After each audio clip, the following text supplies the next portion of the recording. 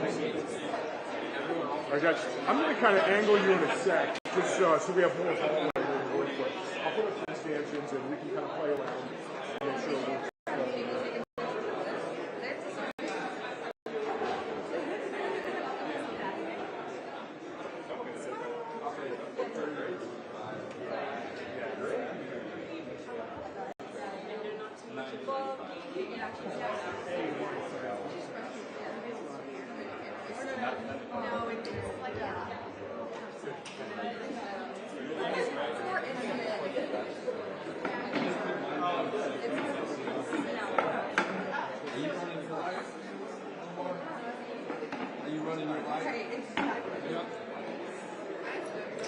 Can I have you just slide up a little just so we can kind of pull more people in? Yeah, yeah.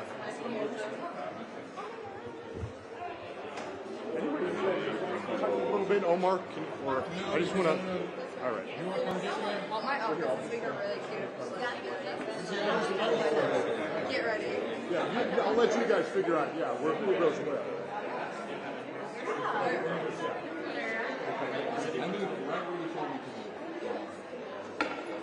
Right where you told me to be.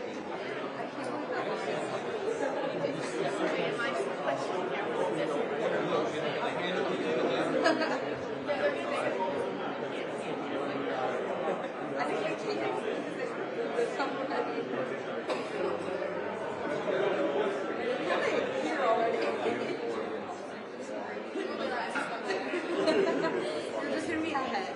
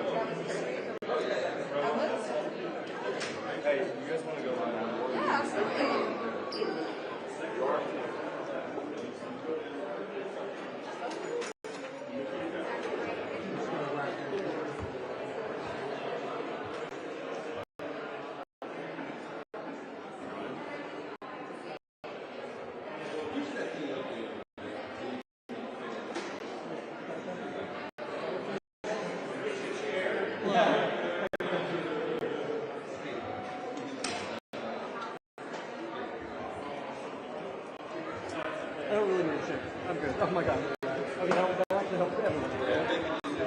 You guys too? Great. Look at that. Teamwork.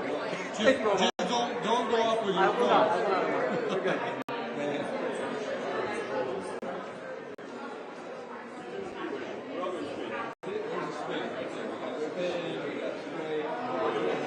Emmy award winning work right here.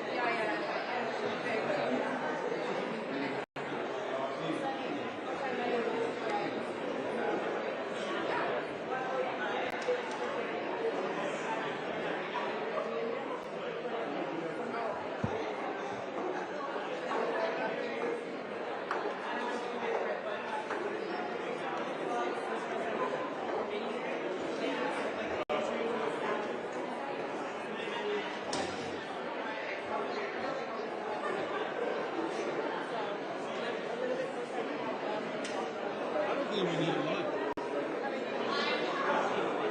I didn't put mine on, but I could. I mean, look.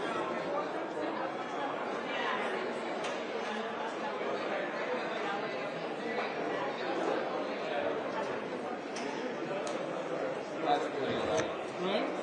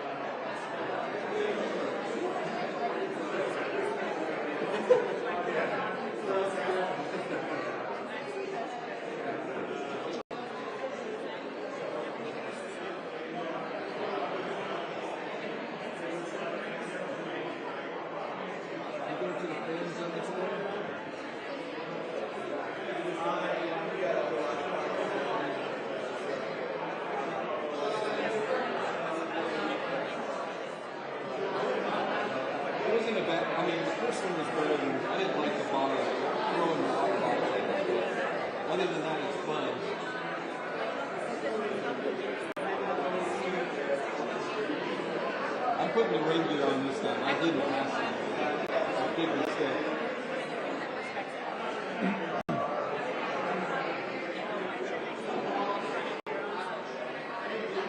The first one was more fun because they weren't on the house. So we were right up against the crowd. And so you could like hold your camera up and like look. It was great. The video was great. And there's no way I was going to do that without that.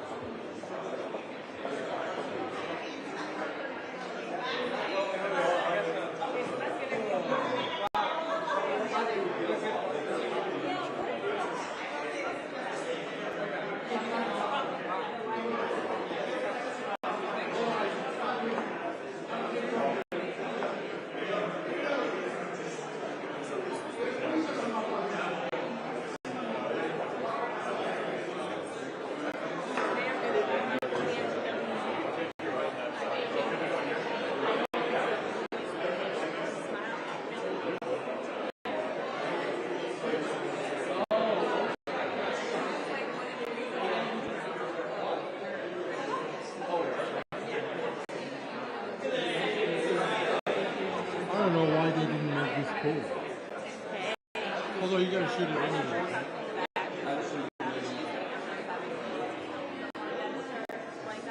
Well, no.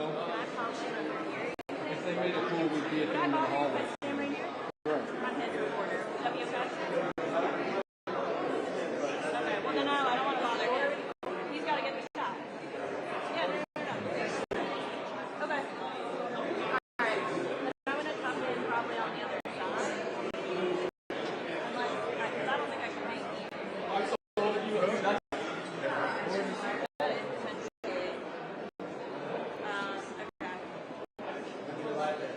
I don't have a live pit. I just want to try and get a question, but I don't think they'll answer anything.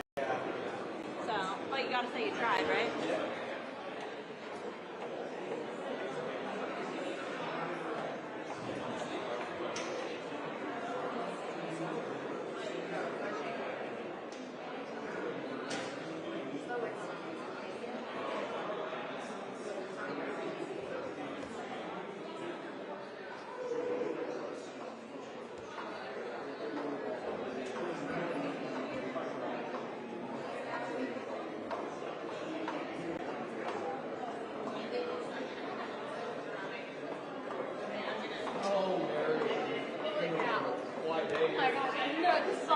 I know, 100%.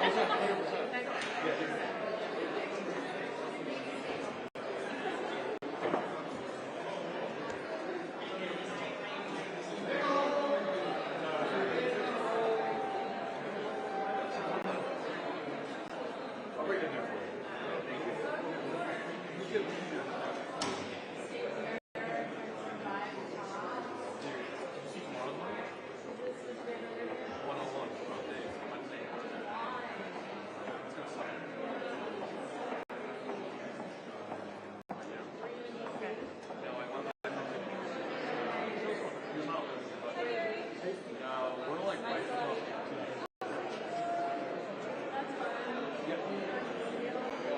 That would have sucked. It would have been way too much. No, that's the last thing. It was insane.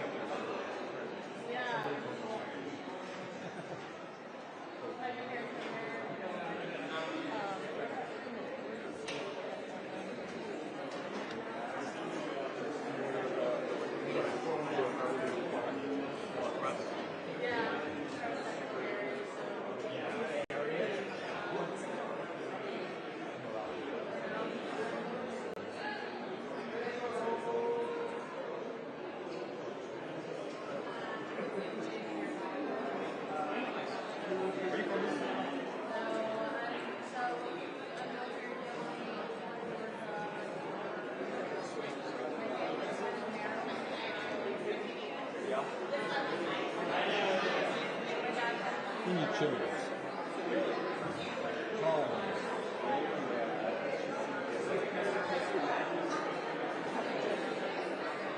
We need tripods. Tripods.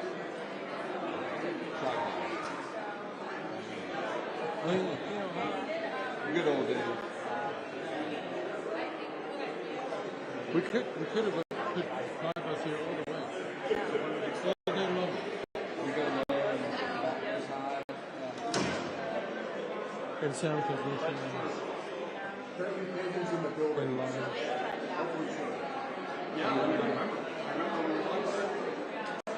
Almost roasted.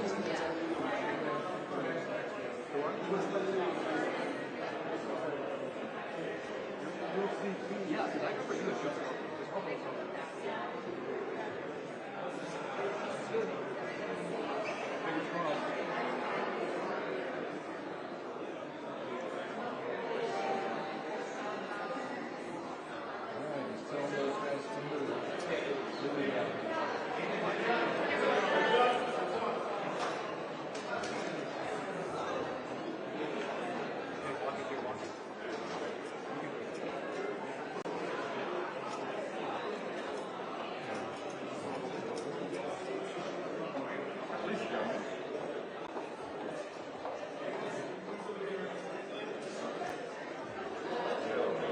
I knew it. See? I knew it. Oh well.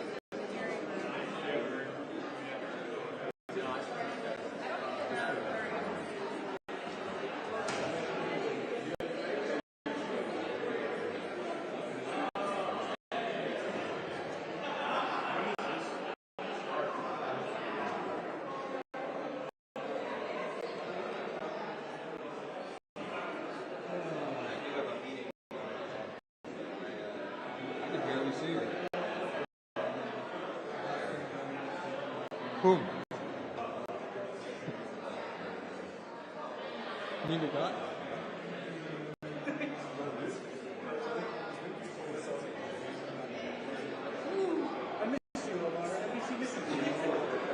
I miss you too. I was like,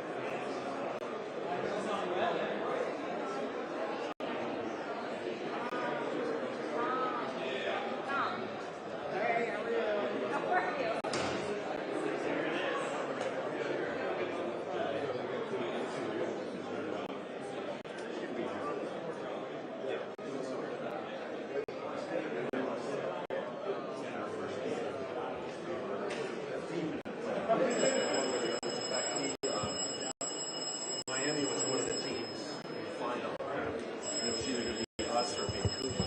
We lost that game. Yeah, no, I saw that last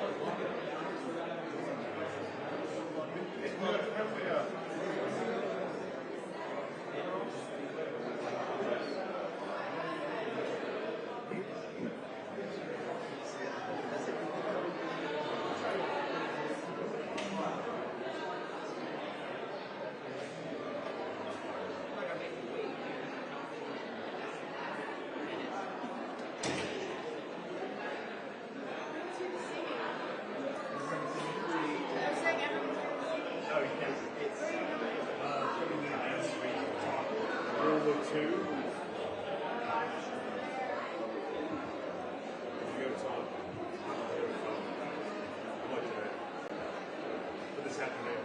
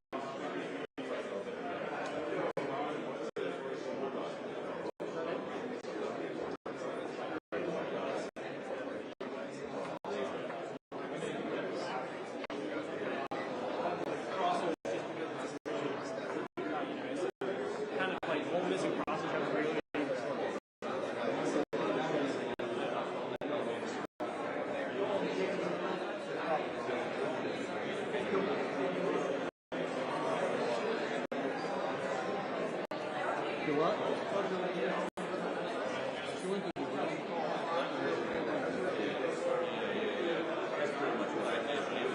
took me off guard.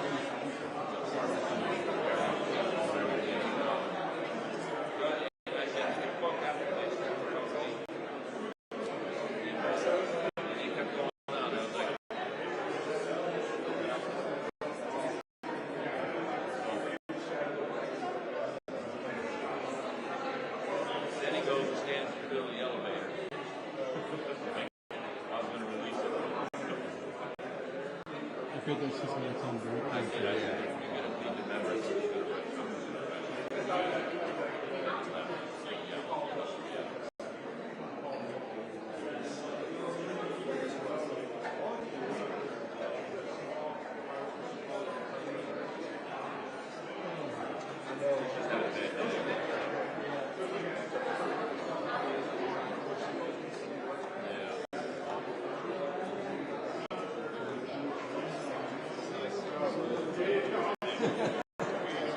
No, you're good.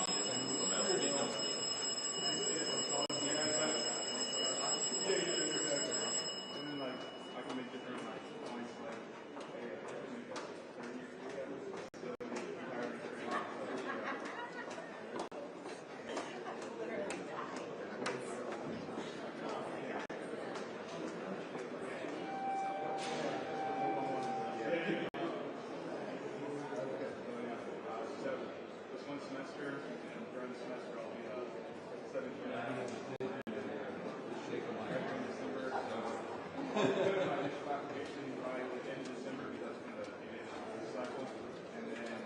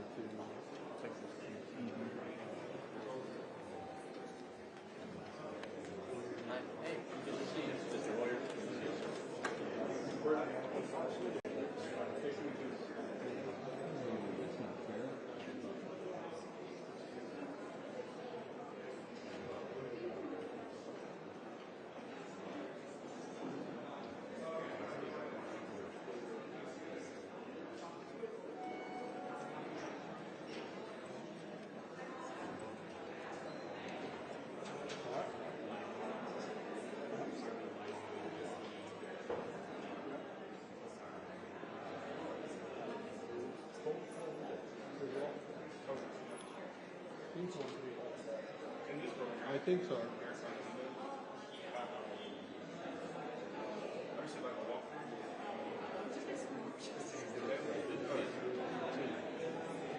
How you doing? David? I'm trying, sir.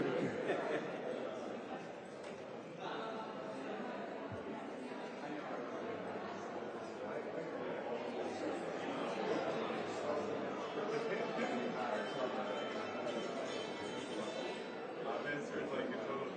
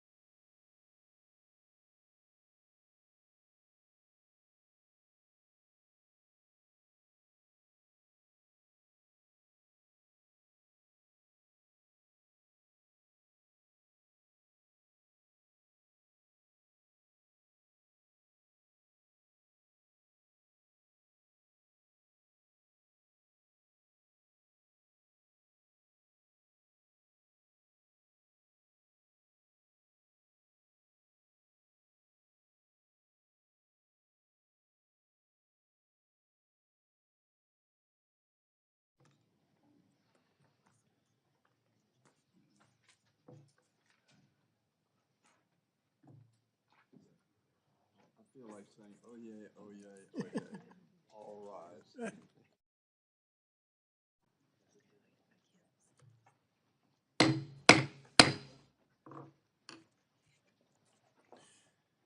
Good morning. I think there was a sustained effort up here to hold back on all rise as you entered, so. The Subcommittee on Financial Services and General Government will come to order. The hearing is titled Budget Hearing of the Supreme Court of the United States. Members will have 5 legislative days within which to revise and extend their remarks and insert extraneous material into the record. Before we begin the hearing, I'd like to urge members to stay focused on the topic of today's hearing, the United States Supreme Court budget request for the fiscal year 2027. This is not intended to be an opportunity to revisit the court's opinions, talk about financial disclosures of the justices, or any other issues not related to the court's budget request. I now recognize myself for an opening statement.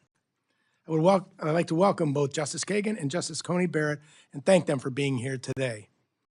This is as close as some of us will ever get in appearing before the Supreme Court. The last time a Supreme Court justice appeared before the committee was in 2019, and we're very excited to have you here today with us. A great deal has changed over the last 7 years. New technologies have become accessible for bad actors. The threat environment facing our federal judiciary, including the Supreme Court, has evolved substantially. Chief Justice Roberts himself wrote in his 2024 year-end report that he was troubled by the U.S. Marshals Service data showing that hostile threats and communications toward judges had more than tripled over the preceding decade, and the Marshals had investigated more than 1,000 serious threats against federal justices in just the last 5 years. This committee does not take these facts lightly. We are reminded of Daniel Anderl, the son of federal judge Esther Anderl, who was killed by a disgruntled attorney at the door of his family home. And the threat to Justice Kavanaugh in 22 stopped in large part thanks to the presence of 2 deputy U.S. Marshals protecting the residents and local law enforcement support. Whatever one's view of the specific Supreme Court ruling, judicial officers, up to and including the Justice of the Supreme Court, must be able to do their jobs without fear for their safety or their family's safety. In addition to security, the court needs to be able to operate effectively and efficiently. It should have the most up-to-date information technology infrastructure and an electronic filing system that meets the needs of all of its users. It should have enough staff to research, support our justices, and the American people. This is why your appearance before us today is so important.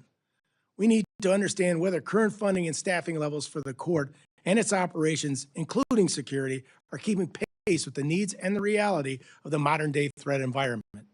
For the fiscal year 2027, the court is requesting $225 million, a 53.5% increase above its federal FY 2026 enacted level.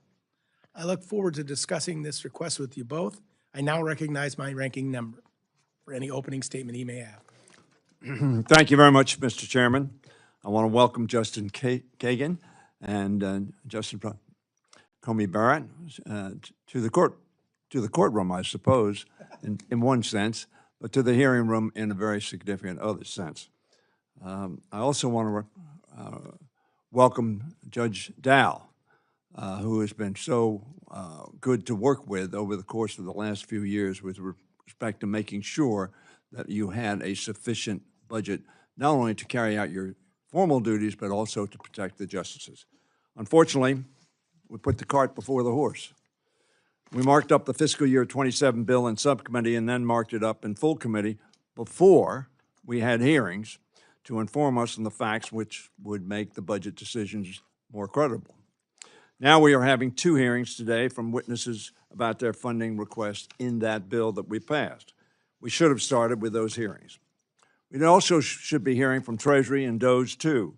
We did hear from OMB, at which time Director Vogt informed us that he intended to have no oversight of the damage done by DOJ. Mr. Chairman, as you know, I think we must have such hearings ourselves. As has been widely noted, this is the first time the Supreme Court justices are testifying before a House committee since 2019. We appreciate this opportunity. Such hearings used to be the norm. From 1960 to 2022, there were 93 appearances by at least one sitting Supreme Court justice every year. This is a budget hearing to fulfill our duty to appropriate the people's taxes responsibly. I imagine that the questions will go beyond the fiscal to the fundamental. Both are proper in my view, but in the case of the court's essential independence, difficult. I want to begin this discussion today, though, on the budget by noting that the very real threats faced by our judiciary, which the chairman has mentioned, is in our mind. According to the U.S. Marshal Service, more than 200 federal judges have had threats made against them in this fiscal year alone. With a deeply divided country and increasingly violent rhetoric being directed at judges, Congress must provide sufficient funding to ensure the safety of all judicial personnel. The FSSGG bill, already advanced by the Appropriations Committee, would provide $9.62 billion for the judiciary and $207 million for the Supreme Court itself. That's a 4.8% and 7.3% increase, respectively. Included in the bill is a $28.9 million increase for court security. At the same time, while we take measures to protect the physical safety of judges and court staff, Congress also has a responsibility to safeguard the independence of our judiciary and its ability to protect the constitutional rights of all Americans.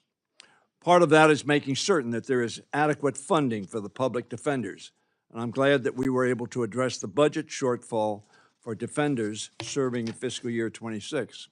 In fiscal 27, the committee supported funding defender services at $1.79 billion, with an increase of $26 million over the last year. That is a constitutional responsibility both the courts and Congress have. The rule of law depends on a judiciary that is properly funded, especially now when we need a strong judiciary to protect Americans from the imposition of a theory, in my view, of executive supremacy. This administration is routinely engaging in conduct that tests the limits of our Constitution. We must remember that our republic is a three-legged stool. The Congress, the executive, the judiciary. I believe that each branch must be held accountable by the other two, as well as that each branch has a constitutional duty to protect the constitutionally granted powers of the other two. The American people whom we represent expect the Supreme Court and all our federal courts to play its constitutional role as a transparent and neutral arbiter of the law. Just as we in Congress must do our duty to hold the executive and judicial branches accountable, so too must the court carry out its responsibility to keep an overreaching executive or legislature in check without overreaching itself. At the same time, I believe the court has a responsibility to guard against the executive subverting the Article I powers of the Congress from usurpation by the executive. That was the founder's genius of separation of powers and the assurance of checks and balances. That is how America's judiciary maintains the trust of the people and prevents constitutional crisis. As John Adams said, we are a nation of laws, not of men. Maintaining the checks and balances to ensure that precept prevails remains the difficult but necessary job of each of the branches. In doing so, each branch will earn the structural deference our founders intended, and they believed essential to perpetuate the democratic republic they so ably constructed. Justices, I thank you and your 7 colleagues for the work that you do, and I look forward to this hearing and what you have to say today. Thank you, Mr. Chairman. Thank you, Mr. Hoyer. I now recognize the ranking member of our full committee, the gentle lady from Connecticut, Ranking Member DeLauro, for her opening remarks. Thank you very much, Mr. Chairman, and thank you and Ranking Member Hoyer. And maybe I'll start with, may it please the court, may it please the Congress. Justice Kagan, Justice Coney, Barrett, welcome. Thank you so much for appearing before this committee today. The last time, as has been said, any sitting justice of the Supreme Court appeared before this committee was in 2019. And my hope is that this sets a precedent on the role of the United States House of Representatives. I fully appreciate the unique constitutional role of the court and the immense responsibilities each of you carries as members of our nation's highest tribunal. Judicial independence is fundamental to our constitutional system, and nothing about today's hearing should be understood as diminishing that principle. At the same time, independence does not preclude accountability. Cabinet secretaries, agency heads, and leaders of independent institutions routinely appear before Congress to explain how taxpayer dollars are being spent and to answer questions regarding their budget requests. And the Supreme Court should be no exception. Each year, Congress exercises one of its core conditional constitutional responsibilities by appropriating funds for the federal judiciary. It is therefore entirely appropriate that the court appear before this committee each year to discuss its needs, to answer questions from the representatives of the American people. As two of our nation's foremost constitutional scholars, I thank you. I thank you for recognizing that the Constitution vests the power of the purse in the Congress in bringing your budget before us today. Turning now to your fiscal year 2027 budget. No one can ignore the disturbing rise in threats directed at members of the federal judiciary. It is not lost on me or any of us the increasing prevalence and intensity of threats against not only you and your colleagues on the Supreme Court, but against judges throughout the federal judiciary. As of the 1st of July, there have been 370 threats made to federal judges, according to the U.S. Marshal Service. During the entirety of last year, there were 564 threats made. At this rate, we are looking at a 31% year-over-year increase in threats against federal judges. That is simply and deeply an alarming rise. We are not strangers here to this heightened threat environment. Members on both sides of the aisle have seen an increase in serious, credible threats of violence as well. This poses a danger not only to public officials, but to the institution of democracy as a whole. Our system cannot function without a reasonable guarantee of safety. In recognition of this need, we approved on a bipartisan basis more than $890 million for lower court security for fiscal year 2026, an increase of over $140 million compared to the previous year. In the spring, this committee passed a funding bill which included over $920 million for lower court security, a further increase of almost $30 million and equal to the amount proposed in your budget request. We are carefully considering the additional funding requested to fortify the Supreme Court and increase security for yourselves, your families, and your colleagues. We are, of course, more than happy to provide the resources necessary to ensure the safety and the security of the judicial branch. But we must be diligent in our duty as appropriators. For instance, will this additional funding for security be sufficient for the future? And how will that be measured? Will you need to come back again for further increases? Or will this be a one-time infusion, and will that suffice? This is a gravely serious issue, and we must make sure taxpayers' money is handled well. What action is the court taking to strengthen public confidence through ethics, transparency, and accountability? It is no secret that political divisions in our country have grown deeper over the past decade or more. That, I believe, is one factor that has contributed to the erosion of trust in our system, including the Supreme Court. Various scandals have also plagued the court in recent years, from leaked decisions to financial entanglements and conflicts of interest, contributing to a growing sense among the public that our government exists to serve special interests and not the public good. The proportion of Americans who have confidence in our courts has declined from roughly 60% a decade ago to around 35% in 2024, according to Gallup.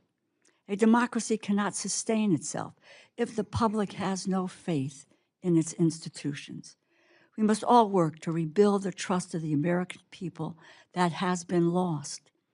To restore this trust, we must provide more transparency through increased financial disclosure requirements and a binding, enforceable code of ethics. The status quo of self-policing, voluntary disclosure, and unenforceable guidelines is woefully insufficient. I say this to provide the public with the reassurance that they deserve that when a decision is handed down, it is the result of rigorous Constitution analysis, not private parochial interest. Over the past few weeks, as we have approached and celebrated our nation's 250th birthday, I've spent time reflecting on the founding and on the genius of the framers, their insistence on an independent judiciary that has, in Hamilton's words, and I quote, neither force nor will, but merely judgment, end quote, has proved indispensable to the endurance of our democracy. I believe we all share a commitment to preserving both the independence of the judiciary and the public's confidence in it. Independence and accountability are not competing values. They are complementary pillars of a constitutional democracy worthy of the public's trust. Thank you so much for appearing before us today. I look forward to your testimony. Thank you, Mr. Chairman, and I yield back. Thank you, Ranking Member DeLauro. Today, we welcome the testimony of Justice Kagan and Justice Coney Barrett of the Supreme Court of the United States. Justice Kagan, without objection, your full written testimony will be entered into the record. With that in mind, we ask you to please summarize your opening statement in 5 minutes. Chairman Joyce, Ranking Member Hoyer, Ranking Member DeLauro, thank you for giving Justice Barrett and me the opportunity to present the Supreme Court's fiscal year 2027 budget request. But if you don't mind, Chairman Joyce, before I do that, I would like to say a few words about Senator Graham's untimely passing.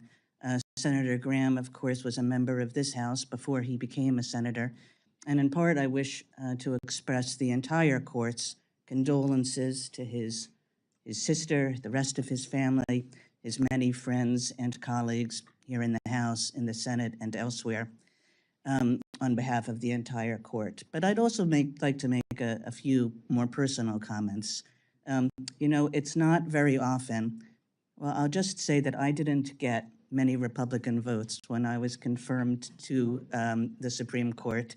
And that's the usual state of things today. Not many Republicans vote for the nominees of somebody selected by a Democratic president, and not many Democrats do the same for someone selected by a Republican president. And one would not expect such a cross-party, if you will, vote, certainly from somebody from a deep red or deep blue state. And yet Senator Graham voted for me. And I vividly remember, because he was a vivid person, the conversation that we had in his office prior to my hearing, where he got to know me. It was a long conversation. He took the opportunity to get to know me. He questioned me with great seriousness and great knowledge about my record as Solicitor General, including particularly the various terrorism issues that office had dealt with over the time I was Solicitor General. And I still more vividly remember the conversations that we had at my hearing itself. In the last day or so, many people have talked about how funny Senator Graham was. I think Al Franken said he was the funniest man in the Senate.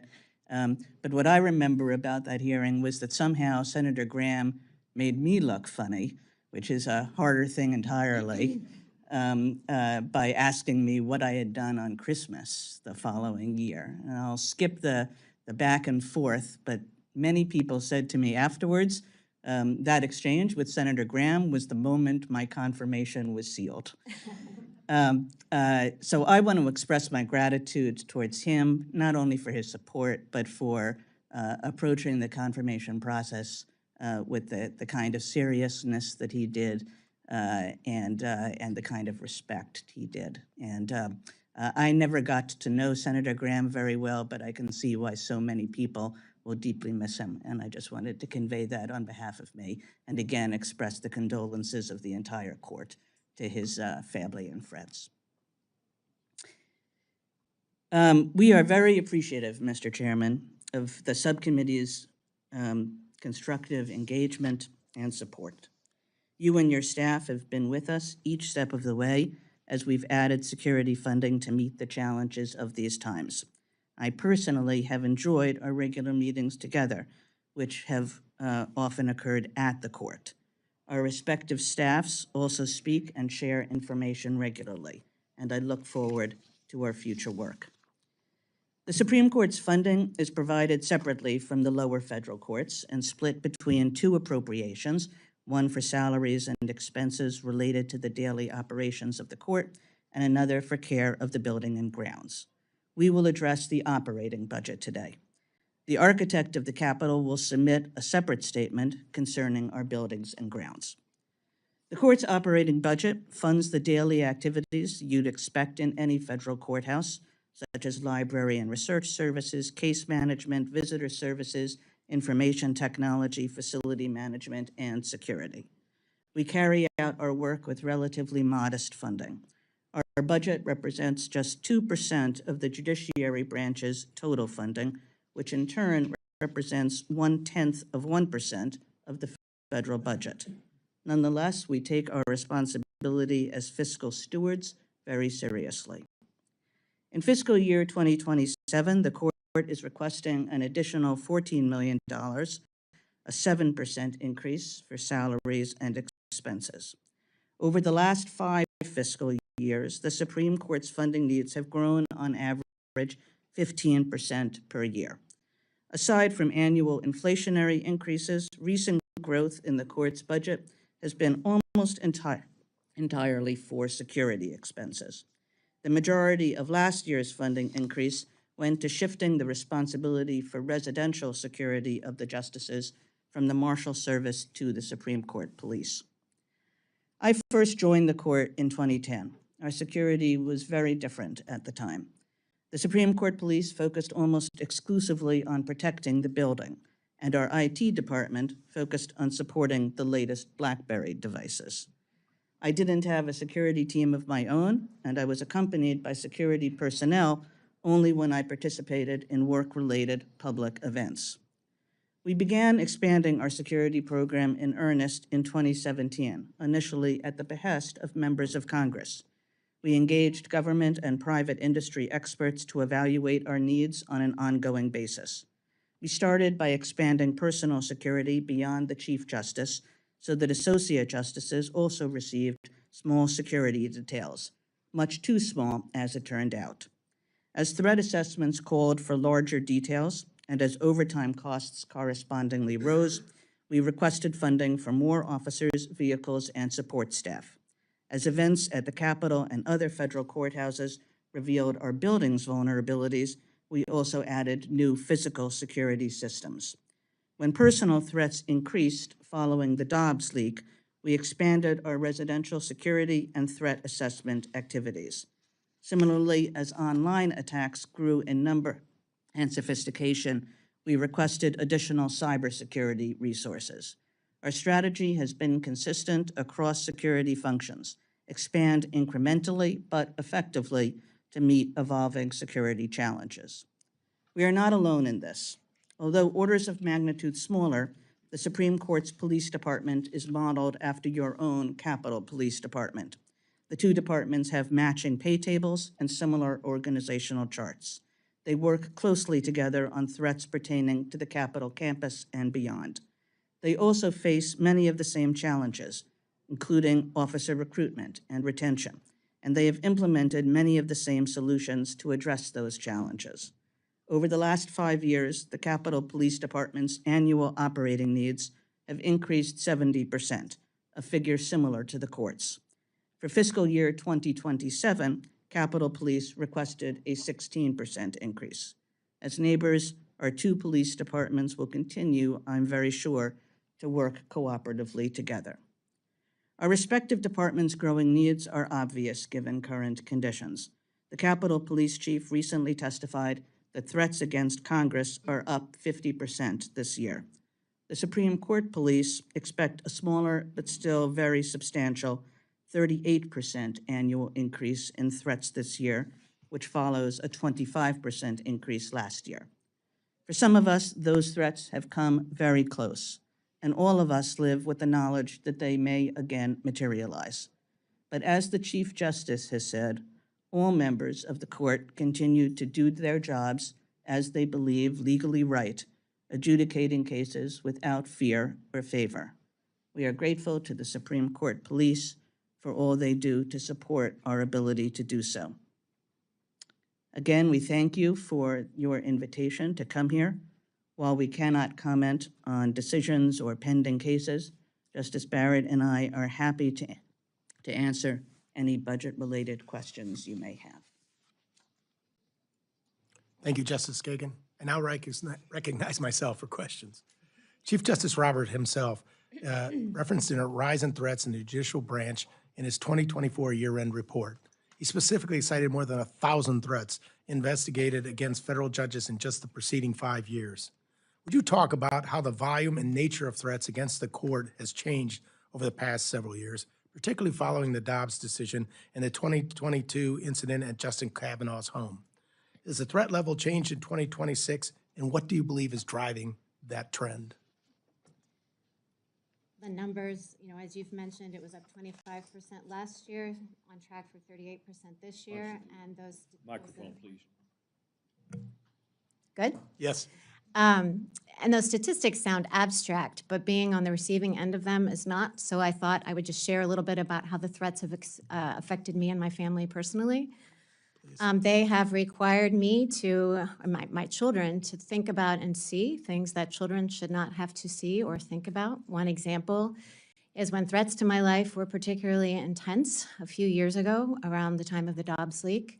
My security detail sent me home with a bulletproof vest, and I carried it into my house, put it into my bedroom, dropped it down on a table, turned around, and my 12-year-old son was standing in the doorway of my bedroom, and he wanted to know what it was and why I had it, and I didn't know how to respond because maybe I lack imagination, but I didn't expect that performing this service was going to put me in the position of explaining to my children what a bulletproof vest was and why I had to wear one. It's also been reported in the news that roughly 6 weeks ago, I was the victim of a swatting incident. At that point, my teenage son, one of my teenage sons, opened the door to go out with friends and saw in our street, it was full of police cars, who had responded to a false report of gunshots and raised voices in my home. I was very, very grateful that I had Supreme Court police outside my home because they were able to stop and meet with and explain to the county police that it had been a false alarm, and so the police did not actually attempt to enter our home. Many of us, me included, have received threatening anonymous deliveries designed to intimidate and harass us.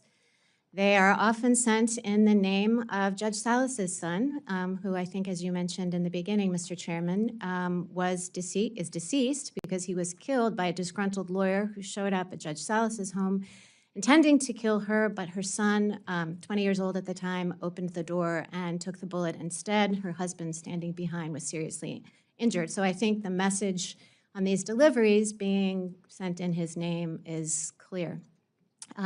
As Justice Kagan said, federal judges across the country, throughout the judiciary, including the Supreme Court, continue to do their jobs without fear or favor, but the threat level is really high.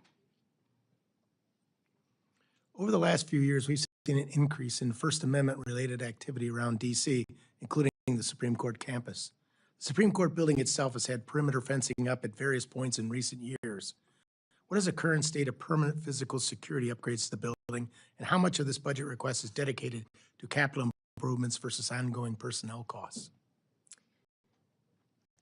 I think, go ahead. No, go ahead. No, feel free. Most of the money for this increase is personnel and not building arrangements. We have occasionally put up perimeter fences. We don't like that. We want to express a commitment to be open and transparent to the public, as I know other governmental institutions do as well. Occasionally, we have found it necessary, given the threat level, to put up some barriers, but they come down as quickly as we can take them down. Some small part of the funding request is for building improvements, but mostly it's for security personnel. Protecting the court and justices involves coordination between the Supreme Court Police, obviously, the U.S. Marshal Service, Secret Service, Capitol Police, and local law enforcement, depending on your location. Would Would you walk us through how those responsibilities are divided and whether there are any gaps or redundancies in the structure that we should be aware of? We are primarily taken care of by the Supreme Court Police. When we needed additional residential security and the Supreme Court Police was unable to staff that, the Marshal Service did help us, and so our homes were protected by the Marshal Service. I might be wrong about this, 2 years or so. The Marshal Service was not able to sustain that level of support, and so they asked the Supreme Court Police to take that over, and the Supreme Court Police is now doing that with the help of contractors. We coordinate with Marshal Service, sometimes in travel, but really the Supreme Court Police does the bulk of it. And I think for physical safety, there's coordination with the Capitol Police, given that our grounds are so close. And I should say, we like it that way, to have our own police force rather than to be reliant on the Marshal Service, which is within the Department of Justice. This way, we just get more control over our own security arrangements. Some of you may recall that last year we asked for a supplemental request, and that was to deal with the problem that we had thought that we had a longer stretch of time to make the transition between the Marshal Service and the Supreme Court Police. In the end, we had to make it more quickly than we thought we would, and we're very grateful to the various committees in both the House and Senate for making sure that we had the supplemental monies that that enabled us to make that transition more quickly than we had thought was necessary. Thank you. I now recognize Ranking Member Hoyer for any questions he may have. Thank you very much. And again, thank you for your testimony. We're all very concerned about the security and the safety of our judiciary, not only because of you individually, but because of the impact it would have on our system and the disincentive for people to serve in the roles that are so critically important to our society. Let me go to the staffing. You said the pay levels are similar to the Capitol Police, and that they obviously work together and interface together. Is your budget now sufficient so that you will not have contract employees, outside contractors protecting your homes? Not at this point. The goal is to be able to staff so that we can entirely absorb residential security within our office, and I'm sure our staff can provide more details about the timeline for that, but at this time it is not. Will the budget that is projected for fiscal year 27 allow you to do that? Do you know? I think still not, but we will be getting closer. Good. And certainly our goal, and we want it to be as a short-term goal as we possibly can, is to get to the point where we're not reliant on any outside contractors. I think it's critically important to have people who really know you, your habits, your to and froing. You are speaking to the choir there. Well, as someone who had a security detail for 20 years in my previous positions, I found it critically important that they got to know me and my habits and the habits of my family and made them much more proficient in protecting. So we want to make sure that that's the case. Let me go to, and I'm not asking you about the substance of decisions, but I am asking you, there has been a substantial increase in what I guess we call shadow decisions. Is that a budget-related or policy-related phenomenon? Well, let's see. I think that litigants have long had the ability to seek interim relief from the court, but I think you're certainly right, Ranking Member Hoyer, that we have seen a big change in the volume and the nature of such requests. The court is doing its best to adapt and respond. I think it's a policy question, not so much a budget one. I don't know if you have additional thoughts. I'm sure there will be additional questions. Does that impact on the transparency which you referred to, not putting up fences so that people had access? There are concerns, obviously, that these shadow dispositions impact adversely on the knowledge of the public has about how the courts makes its decisions and who is making what decisions. Do you comment on that? Ranking Member Hoyer, there are definitely issues with respect to the we call it the emergency docket. Some of us call it the interim docket. It's a terminology nightmare. I call it the emergency docket. And there are definitely questions about how it's appropriate to use that docket, when it's appropriate to use that docket, the standards to be applied, the way those standards actually work out in individual cases. And you see that in some of our decisions, because we are in many, if not most of these cases, not unanimous. There will be a majority and a dissent. The reason I think it's probably not appropriate, at least not now, to call it the shadow docket is because we have done, I think, a better job in the recent past of where appropriate, and it's not always appropriate, but where appropriate, explaining ourselves, at least to a moderate degree. So I think if you had asked me this question a year ago, I might have said that there were some cases, and in fact I did say, I had said in some public events that there were some cases where we did so little explanation of what lay behind our order that lower courts had a great deal of difficulty trying to figure out what that order was. Were we saying something about the merits of the case? Were we saying something about who had standing to contest the merits? Were we saying something about appropriate remedies? Nobody knew. I don't think that that's so much a problem anymore. I think that as we've gotten more experienced in these constant requests that are coming to us about requests for emergency relief, that we better recognize that at least sometimes there is a need for additional information. And we have issued opinions and sometimes majority and dissenting opinions accordingly. Thank you very much. Thank you. The chair now recognizes Mr. Amadei for any questions he may have. Thank you, Mr. Chairman. To provide some context, obviously security is probably rightfully so at the top of the pyramid as we discuss the court and its budget. How's the business? I mean, you know, anybody know where you are? Anybody filing this, that? And you've kind of touched on a little bit in response to Mr. Hoyer's questions, but to have an idea of how things are running in the machine of, well, we got 9 justices, and here's who comes to us, and here's what we're doing, here's what we're turning down, here's what we're accepting, just to have kind of a background context to this discussion about security. So however you want to address that, Sure. How's business going? Yeah, well, business as usual, or maybe not as usual.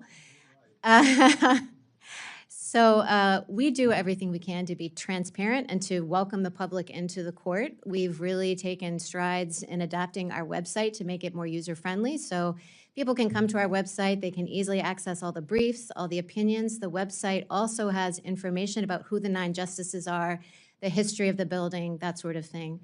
Our courtroom is open to the public. We routinely have public courtroom lectures to groups that are coming in. I believe all of my colleagues, I know I do, speak to groups and school groups that come through to educate them about the court. Our curator has exhibits throughout the first floor of the court to educate people about the court, including a wonderful exhibit that's up about Cooper versus Aaron. We have the Cooper bench from the famous case that's out in the court right now, complete with a video explanation of it in which all 9 of us participated. So I do see a need for educating the public about what it is the court is doing. And so the court, I think, has done its best to try to make that accessible to the public. Great, thank you. How about caseload? What's the case? I know threats are way up. How's caseload? Well, we have, as Ranking Member Hoyer suggested, we have a more than ordinary emergency caseload. I would say we have about an ordinary regular docket. If you look back really a number of decades, our docket has gone down. You know, when I clerked at the court, so that was, I'm afraid to say how long ago, but in the late 1980s, the court handled about 140 cases a year. The court now handles, in terms of regular argued cases, maybe 70 cases a year, so a significant decrease. There's a cottage industry and explanations for why that decrease took place over time. But for all the time that I've been on the court, we've been relatively stable. So the last 15 years or so, we're doing about, maybe 1 year at 75, 1 year at 60, but something on that order. So we continue to hear cases every month and to always decide, always issue all our opinions before July 4th every year. Thank you. I yield back, Mr. Chairman. Thank you, Mr. Amadei. The chair will now recognize the lovely lady from Connecticut, Ms. DeLauro, for any questions she may have. Thank you very much, Mr. Chairman. And just a point before I get to my questions with regard to the exchange with Justice Kagan and Congressman Amadei, it would appear that these are the court statistics. In 2006, there were 10,256 total cases. In term 2024, 45, almost 4,600 cases. So it is about a 55% decline. I have to imagine in analyzing that. This is in petitions, are we talking about? Yeah, so that it may be that what happens there is the interim shadow, whatever docket we're talking about here, that may be a part of that. So that there has been,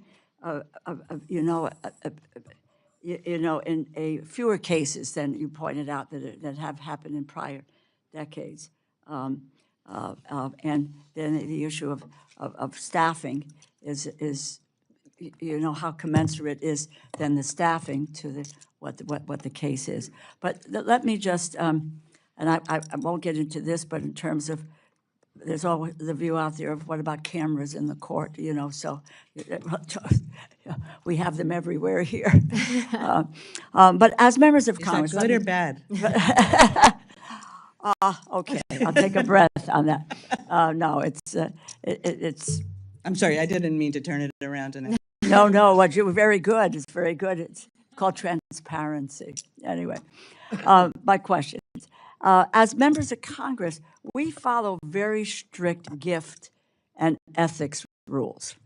We're not allowed to accept any gift if it's over $50 at one time, and there's a total value is more than $100 in a calendar year from any individual.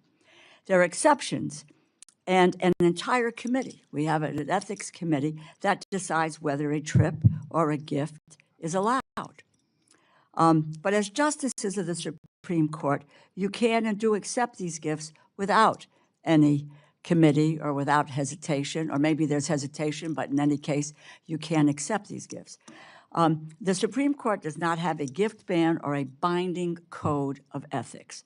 I know in 2023, a voluntary code of ethics was adopted, but it is entirely self-policing without any mechanism for enforcement. It is more permissive than the code that applies to all other federal judges. And just in full transparency, I strongly support Ranking Member Raskin's High Court gift ban, which would bring the Supreme Court justices' rules in line with the rest of the federal government. Based on the financial disclosures available for the justices, tickets and trips have exceeded this threshold of the which is in the voluntary code. This last year. So a couple of questions from this. Is this a time to make this a requirement instead of a suggestion? That's my first question. You want me to do gifts? I can do. Ranking Member DeLauro, I would be happy to address the question about gifts. The court follows the restrictions of the Judicial Conference of the United States applicable to all judges with respect to gifts, and we are not, there are restrictions on our ability to accept gifts. We're not permitted to accept gifts with, some nuances and some exceptions from litigants before the court. Mm-hmm. And any gifts that we do accept, this is by statute. There's a statutory limit on reporting that requires reporting of any gift. I think that the limit is about $500 right now. You would know, they would be on our financial disclosures because we have to disclose that. So with respect to gifts, we do have constraints, and we do have our in-house counsel. I mean, anytime I have any question about how the code applies to a particular circumstance, I always call him. Did you want to address enforceability? You know, on the code of conduct, as you noted, we, the 9 justices all agreed to a code of conduct. It's specifically geared towards the Supreme Court. As you also noted, there is a question about enforceability. And right now, the mechanism has no enforceability system. And this is something on which various people have spoken in the past. And you know, I've made my views known in the past, which is that I think we should work hard to try to figure out some enforcement system. I will say that that's an extremely difficult question for a pretty obvious reason, I think, which is that I don't think that you would want an enforcement system that was controlled by the executive branch or by the legislature. And this is because of what you said in your opening statement about the importance of judicial independence. Right. You know, you don't want a president picking an inspector general to decide, you know, which of us is breaking the rules or how we're breaking the rules. So I think it really has to come from within the judiciary, and that's hard because, you know, we sit at the top of the Judiciary Committee, so it's hard to figure out how to have a system that makes use of judicial resources to police us. One idea that has been suggested by some people is to use respected retired judges. Right. That has, you know, some pros, some cons. I think that this remains an open question, a question of discussion. But so far we have not resolved anything. Okay, and The chair now recognizes the gentle lady from Iowa, Ms. Stinson. Good morning. Thank you to both of you for coming before our committee today, and you were so welcoming to this full committee when we came over to visit with you a few years ago and to have some of these similar conversations about your security needs. And I'm so sorry you're having to deal with many of these same threats that members of Congress and our families also deal with. And Justice Barrett, you were sharing that story about your 12-year-old. My boys are 13 and 15, and so I've had to have some of those very similar uncomfortable conversations with them about our security posture, even in the middle of Iowa. So I am sorry you're having to deal with that. I think reasonable people can disagree and unreasonable people resort to violence, and unfortunately that's where we are. And so I appreciate your comments on that, and no, you are not alone in dealing with those challenges, but it is unfortunate nonetheless.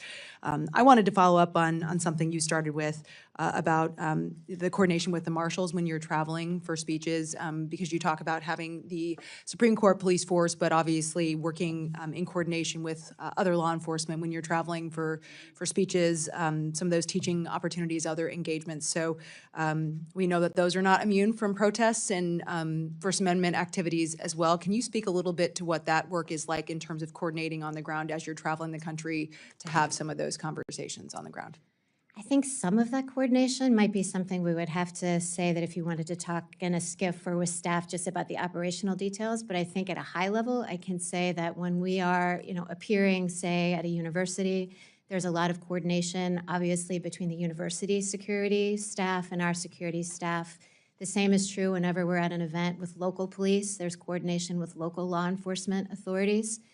And when we are interacting with other entities within the judiciary, lower courts or at circuit conferences, then there is a lot of coordination with the Marshals Service. I think some of the specifics I'm probably don't know enough to speak, you know, with specificity, but probably would have to say that would be like in a private meeting. No, absolutely, and I think happy to have a further conversation about that, because simply we just want to make sure that you feel safe as you're going out and exercising your duties to be open to the public, right, and have those conversations in a public setting. It's of utmost importance that you can do that and feel safe, and that you're getting adequate law enforcement response on the ground, no matter where you're having those conversations. Speaking of recruitment, I just kind of wanted to talk about that as well, because you mentioned that you're on par with Capitol Police, and many of the arrangements are similar to what Capitol Police are. We know that the court's currently offering a $60,000 hiring bonus for Supreme Court police. Can you speak a little bit to the difficulties that you're having in recruiting top talent to take some of these open positions, and where things currently stand with? Yeah, well, this is a tough time to hire police officers. It's a challenging recruitment environment that maybe fewer people are going into the policing profession, and so you're competing with a lot of entities for the same top qualified people. Notwithstanding that, we've managed to do pretty well. We do offer a recruitment bonus. We like to think we're a pretty good place to work, and we take great care to make that so. But it's a challenging time. And how do you balance, obviously, that recruitment with some of the risks that, I mean, people very publicly see, right? And you're the face of that, obviously, in not only the decisions that are made, but obviously people come and see the court and people come and want to hear from you. How do you balance that recruitment with some of those risks in terms of getting people in the door?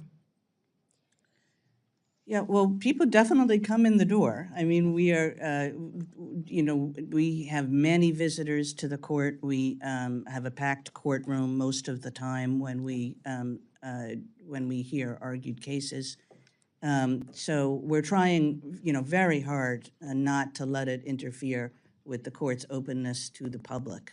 And we'll continue to try our best to do that. And just to make sure that we have the security personnel, the security resources we need to ensure safety within an essentially public building. And just a question about, and maybe it's something that needs to be addressed in a SCIF as well, because you think about the limelight that's on you, and that may shift depending on a case that's being heard or a decision that's been offered. Do the number of officers or marshals assigned to you vary dependent on that limelight, or is the detail pretty consistent no matter who you are? We are each assigned between 4 and 8 members of a security detail, but in particular moments when the need arises, and especially if someone is under particular threat or if they're speaking more publicly, so they're more in the limelight in an event, that number increases and we're able to pull from other resources within the court. And over time, we'd like that detail number to increase. So if now it's 4 to 6, maybe 8 members of a security detail, we'd like to increase that over time when we get to our full staffing needs. And as Ranking Member Hoyer had spoken, and I know I'm out of time, Mr. Chairman, these people get to know your routines, and making sure that you have people on your detail who are familiar with your activities is critical. So thank you, Mr. Chairman. I yield back. Thank you, Mrs. Hinson. Chair now recognizes Mr. Pocan. 5 minutes of questions. Thank you, Mr. Chairman, and thank you both for being here. I couldn't make our most recent informal conversation, but I remember a few years back, you both were very generous with your time, and I really appreciated that discussion. So thank you both for that. I think there's no question that any of us, there should be no partisan difference in wanting to make sure everyone's secure. We have our own challenges, as you've heard. I think holidays seem to bring it out for at least members of Congress, or in my area. At Christmas time, we had bomb-sniffing dogs. I was wondering if I was going to start having to have treats out there for them if they were going to be coming that often.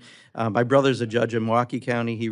There's a court trial over someone who had threatened his life via phantom family court. So, I'm glad you're here to talk about those security concerns, but I think hopefully you can tell we're like one party right now when it comes to this and making sure that you have that security.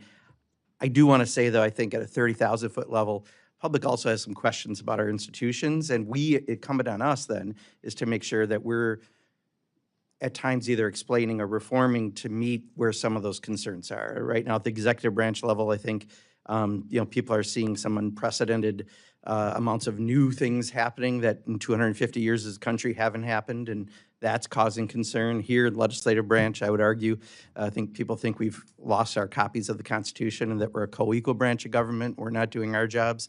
But I think when it comes to your branch, specifically the 2 areas I hear the most, and I do a lot of town halls, are the shadow docket or emergency interim docket, and then the issue around code of conduct. But shadow docket's one I really like the explanation on. I'm not a lawyer, my brother is, but the amount of cases that you took up last year were surpassed, or the last session were surpassed 63 on this so-called shadow docket versus 56 on the regular.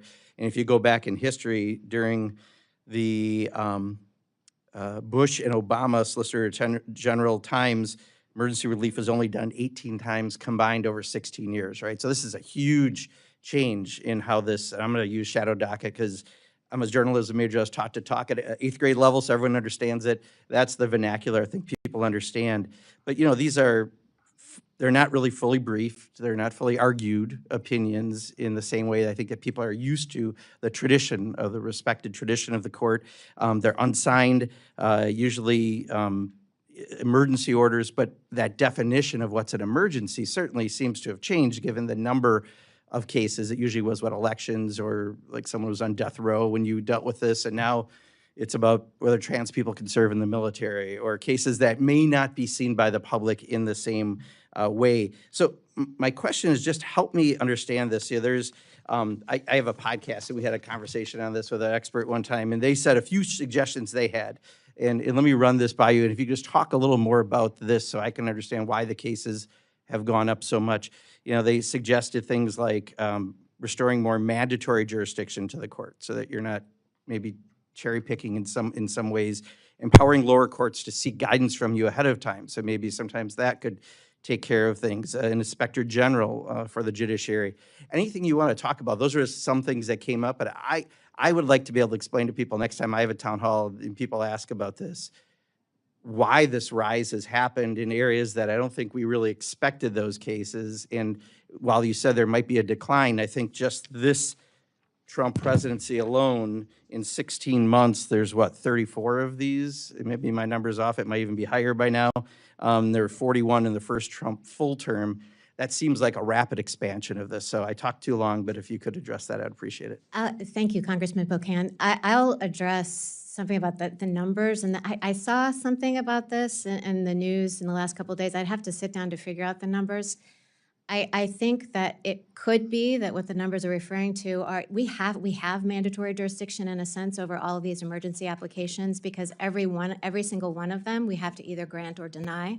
So to the extent that we've disposed of, say, 67, I'm not exactly sure what the number is, some of those may be denies. It's not that there were 67 grants, but in every single case, we wind up doing something on the emergency docket because we've either denied relief or we've granted relief. So, you know, as long as we have that jurisdiction, we don't have the discretionary jurisdiction like we do on the merits docket where we have cert authority and we choose which cases to take. On the emergency docket, it's like you just take all comers and you have to grant or deny these motions as they're filed. I didn't mean to suggest, Mr.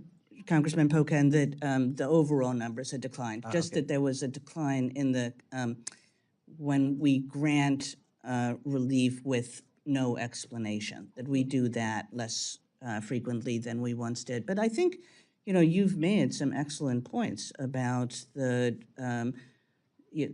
there are downsides of using emergency relief, that we don't get the kind of briefing that we ordinarily do. We don't get the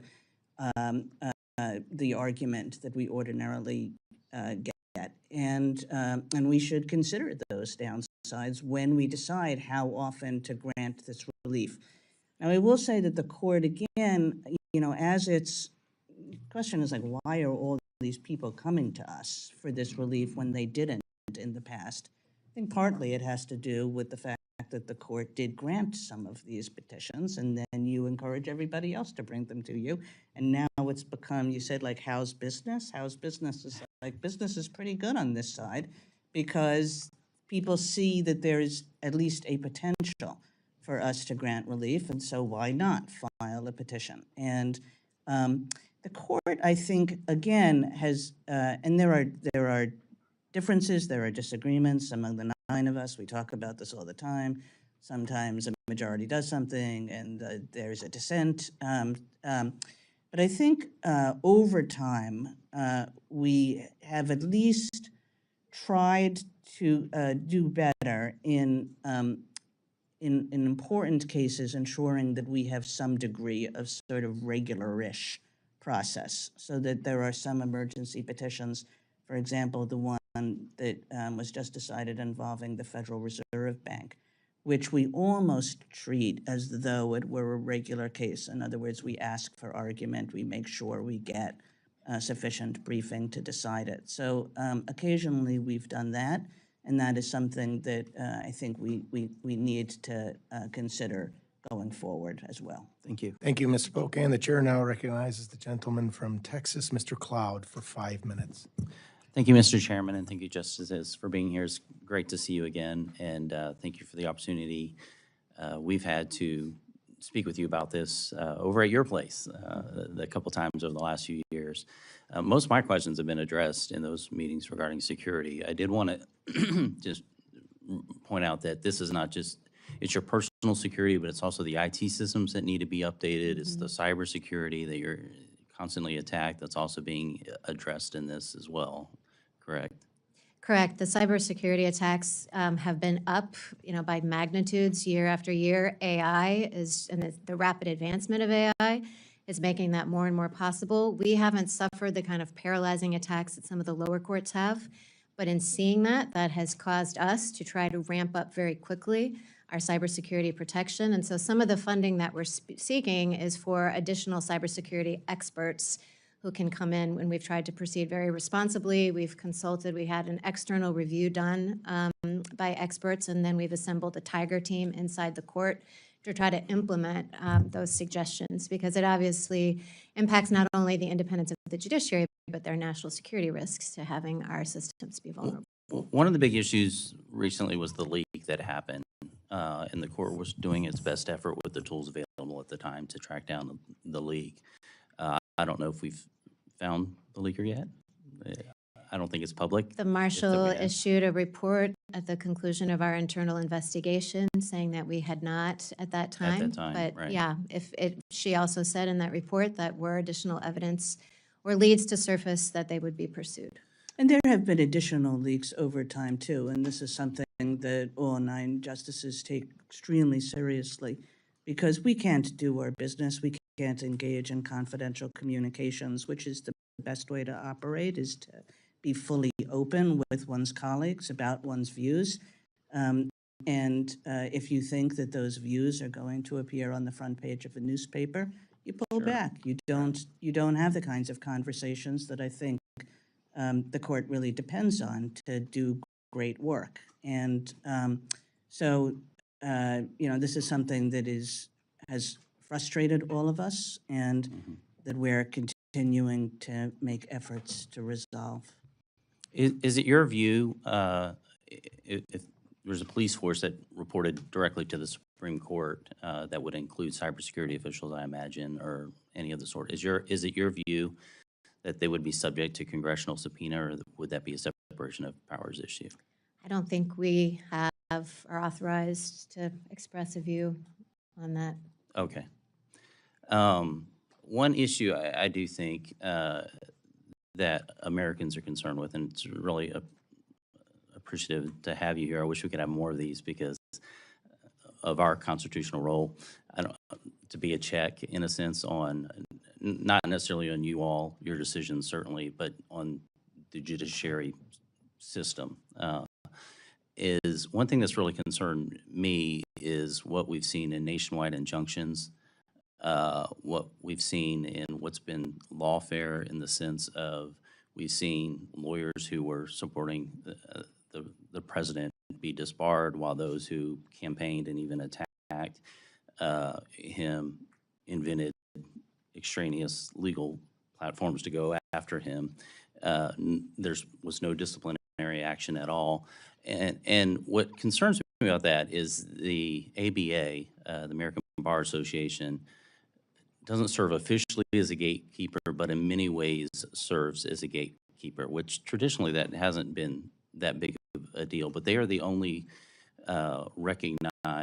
they're the only accrediting agency for law schools recognized by the federal government.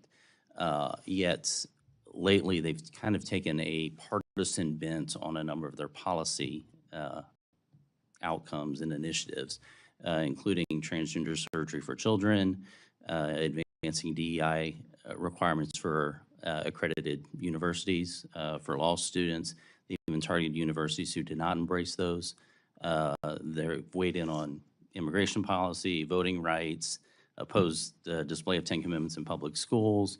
They have opinions on a number of different international issues, including urging support for the people of the Western Sahara self-determinant. You know, so it's all I have to say, it's gone beyond making sure that we have good people who are qualified representing us, yet they serve in many ways as a gatekeeper. And I'm curious what would be the right way to approach that. Texas Supreme Court, I know, issued an opinion that basically said they shouldn't be the sole gatekeeper anymore, at least for Texas is concerned.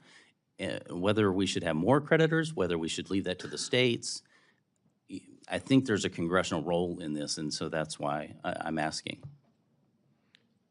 If I may, we have a hard stop of 11:45 because the justices need to go over to the Senate and testify there. I want to make sure everybody gets their 5 minutes.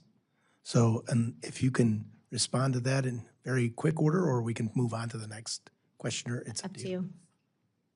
It's up. I'll say something very quickly. Each state is in charge of the admissions of bar requirements for lawyers, and so I think that lies with the states. Thank you. Now recognize the gentle lady from Washington. Mrs. Thank you, Mr. Chair, and thank you both so much for being here. One of my concerns with Congress's increase in the security funding for members of Congress that we recently executed here was that it's not really addressing the root cause of the increased threats of violence and the underlying sort of lack of accountability for people making these threats. I don't want to make soft targets out of my local electeds, my teachers, my nurses, because we are hardening our security infrastructure as elected officials. You know, if my kitchen is flooding, I turn off the water before I start mopping up around the kitchen.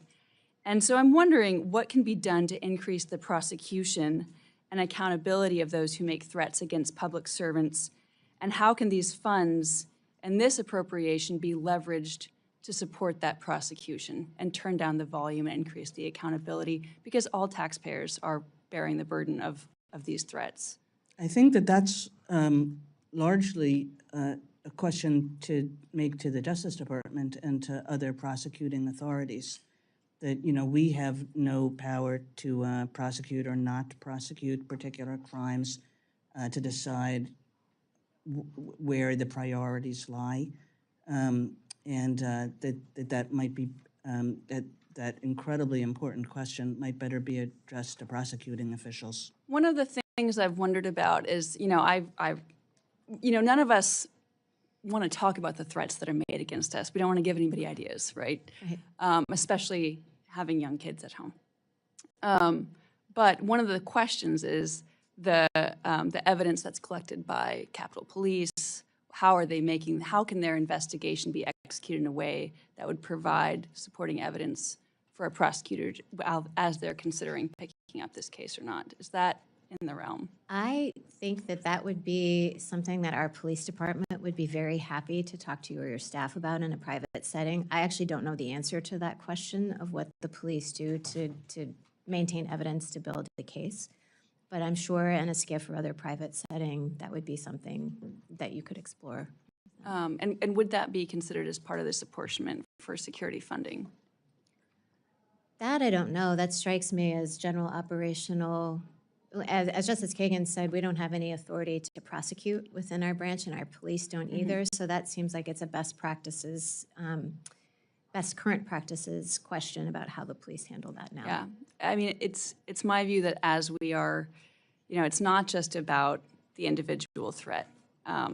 We have to maintain our security, but the way that we are pursuing that security should be done in a way with a longer view towards more accountability and better use of taxpayer resources and a more deliberative democracy. I've seen some people make the argument that rising security concerns will lead justices to opt out of appearing at events when the crowd is known to not be friendly. Do you think there's any merit to that argument? And if so, how does that impact the credibility of the institution as it continues to be viewed, rightly or wrongly, by many as increasingly partisan? I can say that personally myself, I've spoken at many events that I wouldn't describe as friendly. I've been protested a lot and spoken at events where I know protesters will be. And that doesn't deter me from appearing, but if there were serious threats at the facility, I've encountered some of that before, then of course you can't remain out in the public place. And that's different. And I don't actually know, and again, this would be a question that perhaps could be discussed in a private meeting or a SCIF. I don't actually know how often that has happened, but I think when there are actually threats to life, then obviously the public event can't go forward. I think it's I'm presuming rare for a Supreme Court justice to have young children at home. I'm wondering, Justice Coney Barrett, if the allocation being made here for security is sufficient for provision of security services for your children. I'm very grateful for the residential security. I think that is the primary, that has just been huge for us. I think questions about the allocation of resources and the number of detail and that sort of thing, I think I would refer that to the SCIF as well. Great, thank you. Thank you. I yield back. Thank you for your questions. We now recognize Mr. Edwards for his question. Thank you for being with us this morning. Because we're running close on time, I'm going to eliminate the niceties and get straight to the questions. Does the court's IT budget include funding for AI-assisted legal research or document review tools? And if so, what safeguards are in place to maintain confidentiality? I don't think that our review budget, that our budget includes a specific, appropriation for AI. I think that, this is a question that we're looking at very closely in terms of what our rules should be going forward, what the best practices in this area are in terms of how justices, how their clerks, how their assistants use AI, and make sure that it's used appropriately, but not used on where it's likely to create more dangers than anything else. Have you identified any other opportunities to streamline administrative functions through technology or maybe even shared services? I think the court is always seeking efficiency, and I think we operate on a pretty lean staff. In terms of how our technology works, I do think that our IT staff works very hard to make things work efficiently on the inside. As Justice Kagan said, I know a lot of corporations and maybe Congress too are turning to AI to gain efficiencies, and we're not there yet because of the risks that AI could present, but it is something that we're studying. And, perhaps AI seems to be infiltrating everything, so I'm sure at some point in the future. I resist using the letters AI. It's so abused. I'd rather just say new technology. But thank you. Speaking of staffing, how many current unfilled positions are there in the Supreme Court? And can you give us any perspective on what those are and how long that they may have been vacant? Okay, if you know that, you're better than I am. I do not know that. Does anyone know that? I think we'll have to get back to you on that. We can send something over. Well, as an appropriator, I'm always really curious about that sort of thing. We have we have an incredibly, the amount of time that people spend on the court constantly amazes me. So every year we have these events where we give little pins to people and so forth, and especially when they retire. And they, it's like 30 years on the court, 40 years on the court, 25 years on the court. So this is not a building which is in constant turnover in terms of its employees. There is really long-term service in this building. I think people like to work there. I think people feel honored to work there. And the result is that we really don't have to worry about a lot of turnover. Last question on the appropriations front. Have there been any recent audits or reports by the AG where there were any material weaknesses found that have not yet been resolved? Material weaknesses in our expenditures or budgets? Right, the total operation of the Supreme Court. Is that a no? No? That's a no. Okay, well then, since that answer was so quick, let me ask. I should have dragged it out. Let me ask one more question. What deferred maintenance or capital investment is there still listed as a backlog, and is that for public consumption? I think that the budget for the grounds is not part of our current security, our current budget request, so I'm not sure Right, what maintenance or grounds expenses would be included in that, the architect of the Capitol. All right, thanks. Next time, we're going to bring your controller. Thank you for being with us. Thank you, Congressman. There's a severe backlog in all federal buildings as far as deferred maintenance. I'll recognize Mr. Ivey for 5 minutes. Thank you, Mr. Chairman. I appreciate that. And thank you to the justices for joining us today. I wanted to follow up on the shadow docket issue, emergency docket issue. We're not policing your vote. You call it whatever you want. Whatever you want. I recognize the sensitivity about it, but I do, and I thank you for your comments about this. We found comments that you all had made at public events, and so I thought it's something that I could raise. One of the things I wanted to ask about is with respect to the injunctive relief, temporary injunctions that were put in place that had come up to you all, and you all looked at irreparable harm. I think, Justice Barrett, you kind of noodled about this publicly on a couple of occasions. And I wanted to get your take on that, because just to be candid, I represent Prince George's County. We have tens of thousands of federal employees who've been laid off or forced out during this time period, in part during what's been going on with the litigation in these cases. And frankly, the strategy for many of these was, if you can get injunctive relief for them so they can stay on the job, at least they can, keep their house, keep their kids in college, make sure they can put food on the table. To the extent those injunctions were lifted, because I guess some of these don't have opinions, but I guess some of the justices thought that this didn't constitute irreparable harm. It was pretty damaging from the perspective of them. And it looked like the analysis was focused mainly from the government, or I mean the Trump administration's perspective. So I wanted to get your take on that. To me? Well, yes, ma'am, but to both of you. Let's see. So I think the specifics of individual cases are something that we're not prepared to get into in the hearing, just because that would be, especially, I don't know exactly which of the orders that you're talking about, but especially if they were unreasoned orders, then to talk about the reasoning of them would disclose the internal deliberations of the court, which would be inappropriate for me to do. I would say that in our opinions, including in our emergency docket opinions, we lay out the factors that are considered, in considering grants of emergency relief, and irreparable harm is one of those factors, as is likelihood of success on the merits, balancing of the equities. And so I think the factors are laid out quite plainly, how they apply in any individual case, or how we have applied them in individual cases. I wouldn't want to.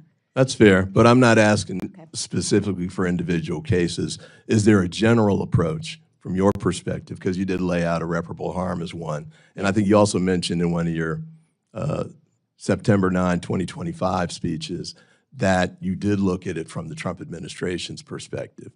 Go ahead. Please finish. I wanted to see if there's also a view from the perspective in this instance is the plaintiffs who, or the parties who were government employees or whoever, who were on the opposite side of that. Okay, I now understand your question.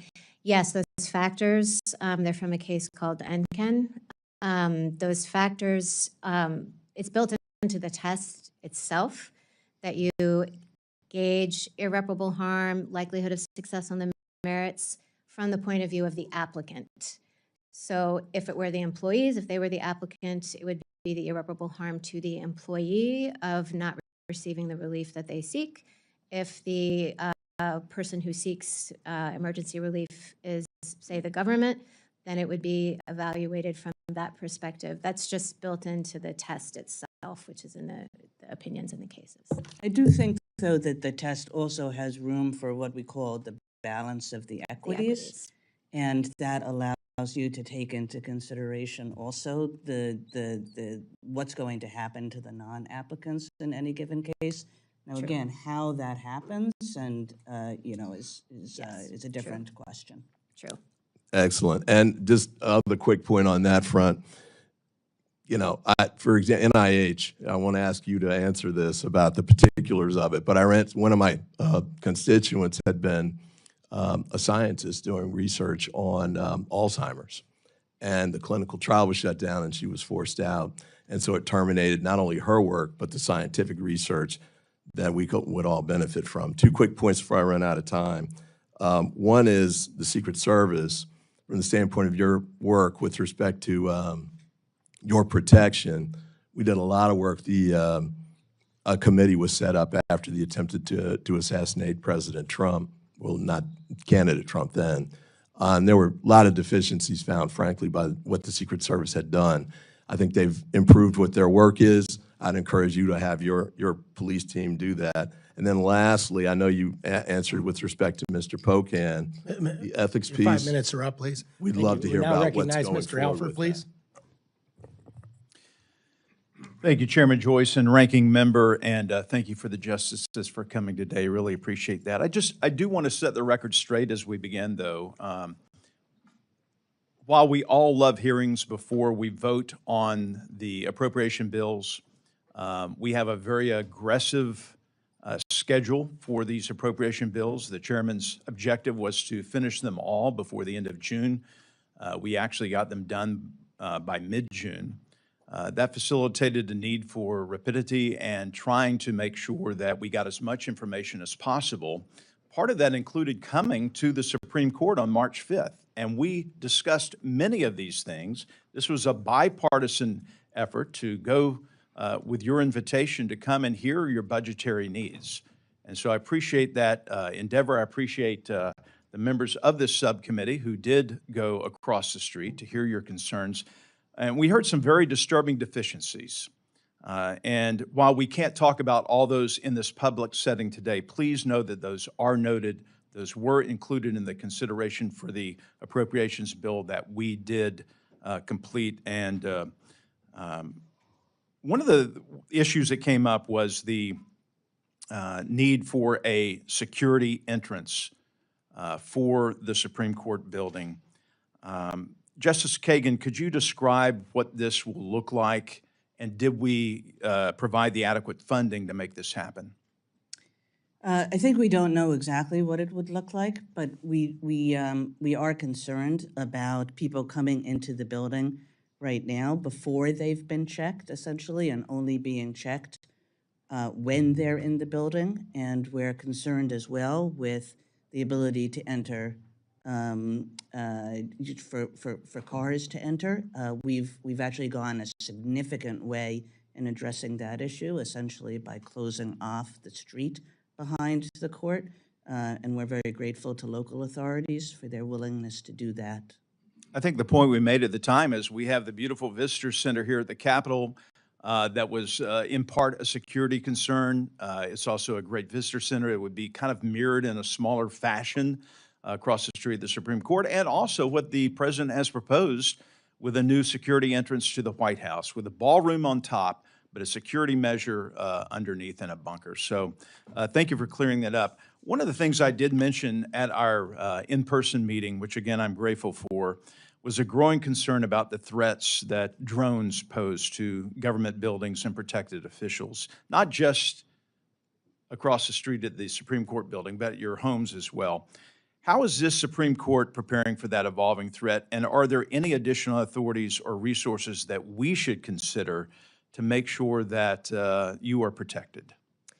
And if you would like to, we could do this in a skiff at a later time, if you feel that it's something that needs to be addressed there, or if you want to I address would it say generally that we Generally. share that concern. Generally, I think drone mitigation measures are certainly on security's radar. Well, we want to keep on top of that, and Chairman, maybe we could do something in a SCIF setting to where, this is a growing threat to all government officials, and doesn't matter what party you're in, nonpartisan, this is a threat that needs to be addressed. And I think, Congressman, that there might be ways to address whether we have all the authority we need currently, or whether there needs to be additional statutory authority that would really allow us to deal with that issue. That would be an interesting conversation. We're facing that here on the Hill as well, and in our state and local authorities. We just are wrapping up the FIFA World Cup in Kansas City, and that was a concern as well, the authorities to actually defend against drone activity. Last question. The court budget request in recent years has included increased security funding for the justices. Public threats against government officials have continued to rise. You travel for speeches, teaching opportunities. How is security funded and coordinated when justices are traveling, particularly with respect to protecting your families?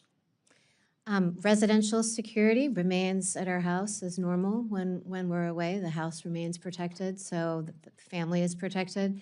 And when we travel, we have our security details travel with us because, unfortunately, the threat travels with us. It doesn't just stay at the building. If there are any gaps in that where it needs additional funding, please let us know, all right? And with that, I yield back, Mr. Chair. Thank you, Mr. Alford. The chair now recognizes the gentleman from Georgia, Mr. Bishop, for 5 minutes. Thank you very much, Mr. Chairman. Thank you to the Associate Justices for your appearance. And let me say at the outset that I fully support and appreciate the need for the upgraded security that has been requested, and I think Congress will be responsive. The Supreme Court contracts many of the security services, and for example, you contract with the Chertoff Group since 2018. The services it's provided include consultation on protecting your homes, on review of the Dobbs leak investigation that was conducted by the Marshal's Office. In addition, the individuals who man the magnetometers at the court entrance are not members of the Supreme Court Police, but they work for an outside firm, and each of these contracts can run into the millions of dollars, yet the court does not have the same contracting obligations under federal law that other parts of the government do.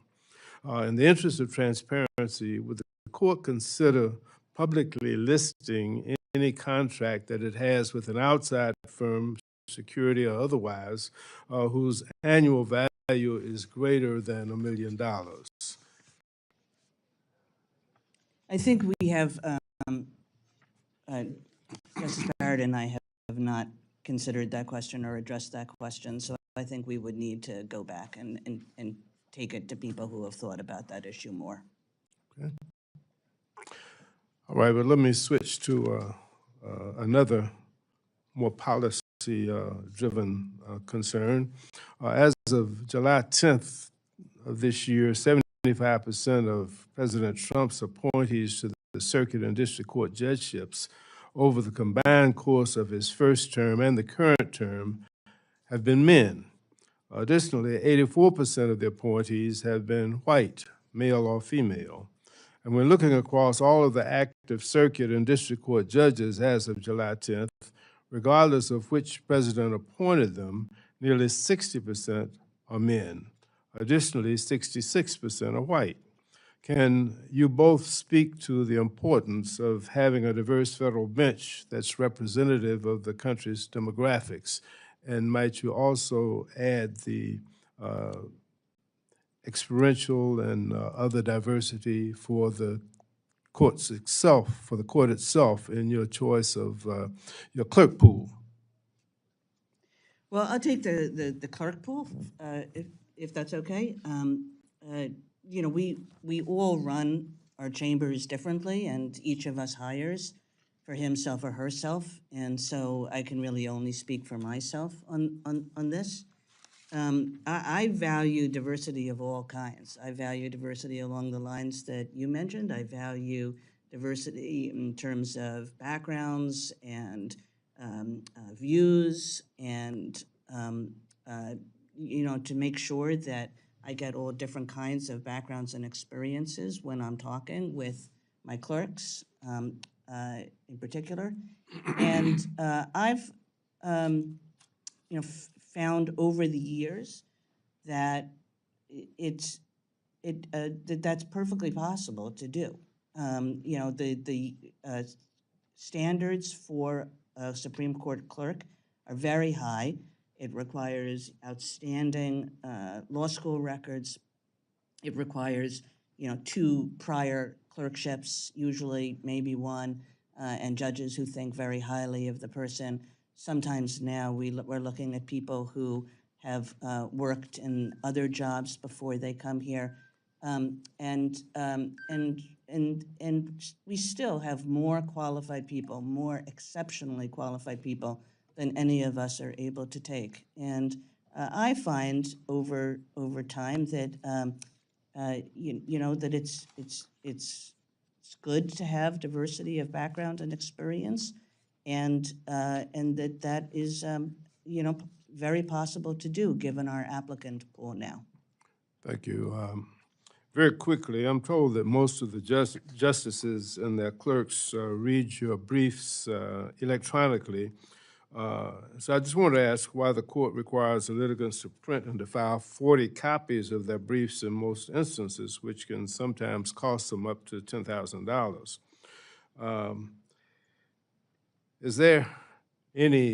Are there basis for income-based waivers, and doesn't the printing requirement now seem to be unnecessary? We do have, Go ahead. I don't know. We do have informa pauperis status, which helps indigent litigants. I will say that some of us do read hard copies. I am old school in that respect. But I think those questions are ones that the clerk's office works out to help those who cannot afford. Thank you. Now the chair recognizes the vice chair of this committee, Mr. Lalota, for his 5 minutes. Thank you, Chairman. Justices, good to see you. It was good to see you on March 5th at the court, and we appreciate you being here today. Justice Kagan, thank you for your warm comments on Senator Graham. I, like many Americans, watched your interaction with him during your confirmation hearing. It was a good moment of bipartisan candor, one that we don't have enough of in this town, and I want to say thanks for not only that exchange, but for your opening remarks that addressed his commitment to service to our great country. I want to discuss some of the budget requests, and you're asking for $89 million for security, including 24/7 protection, additional protective personnel, and cybersecurity enhancements. Justice Barrett, can you briefly and broadly express how the change in the threat environment has necessitated that higher level of investment by the Congress? I think it's because, when I was a law clerk, Justice Scalia did not have protection all the time. Justice Kagan mentioned she didn't have it when she began, but now the threats are constant and they're always there. And so it's necessary now in daily activities. Unfortunately, I honestly feel like if for the sake of my privacy, I wish it weren't so. But it's necessary for protection in daily activities to have a security detail. And frankly, our detail, one reason for our longer term plan to increase the size of our details to come closer to cabinet level officials is burnout and exhaustion.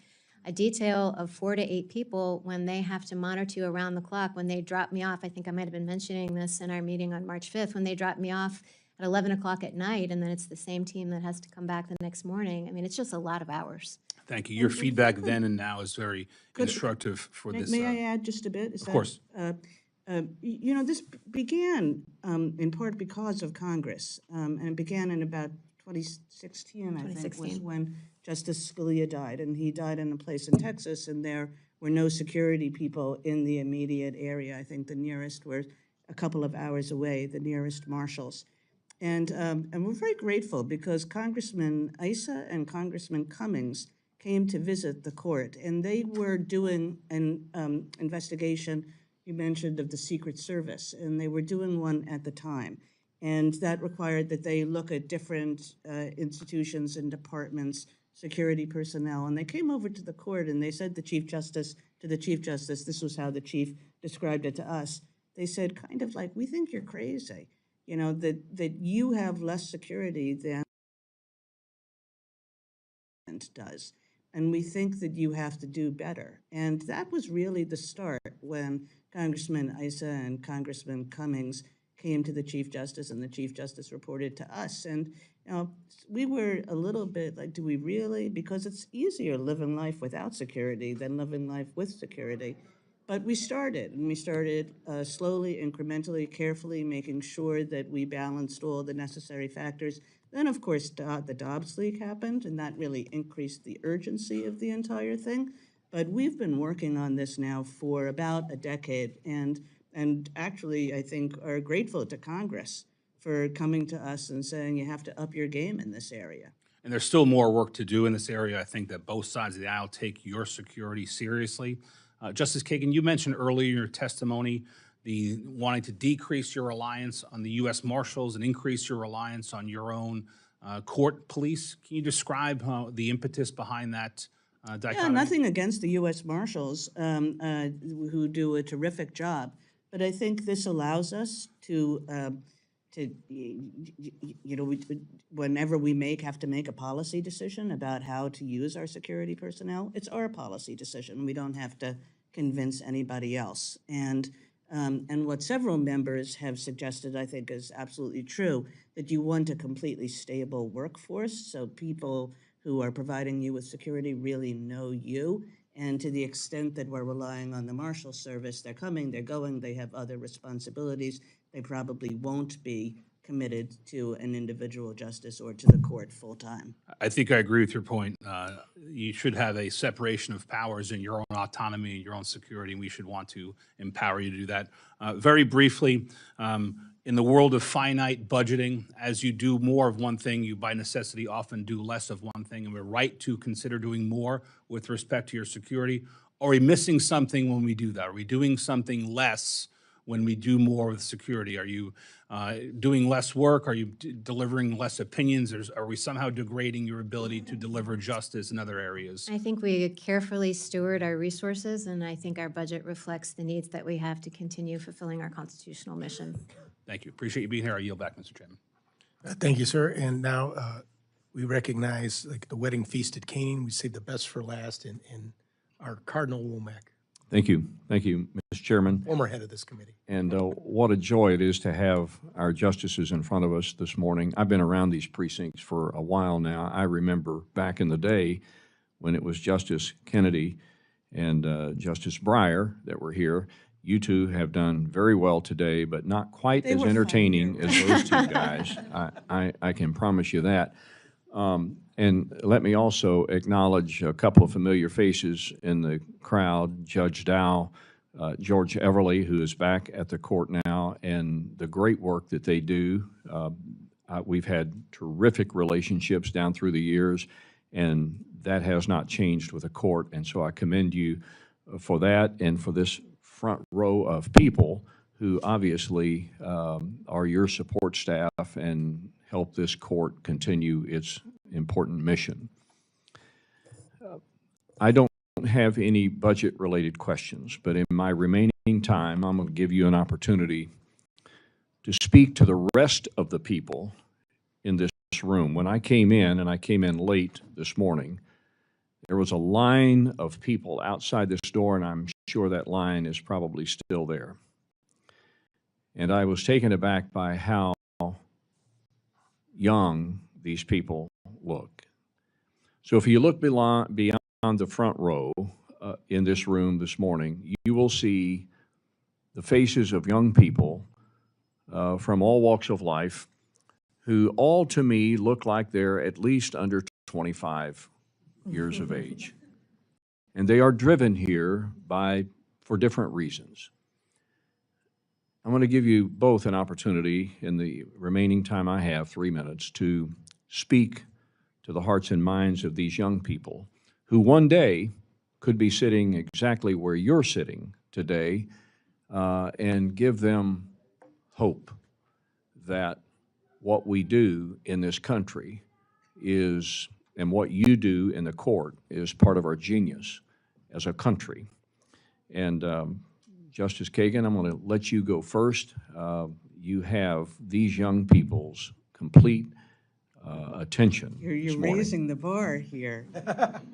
Thank you so much, Congressman Womack, for that wonderful opportunity. I think I would say to the young people in this audience and the young people everywhere, what is just true of our democracy, that it rests in their hands. And how we function as a country going forward is in large measure up to them. And that they should take all the opportunities that they can to learn about our country and to learn about its history and to learn about our governmental institutions, and then to figure out how they can do better and leave the world a better place than they found it. And I think that I am optimistic that this generation of people will do just that.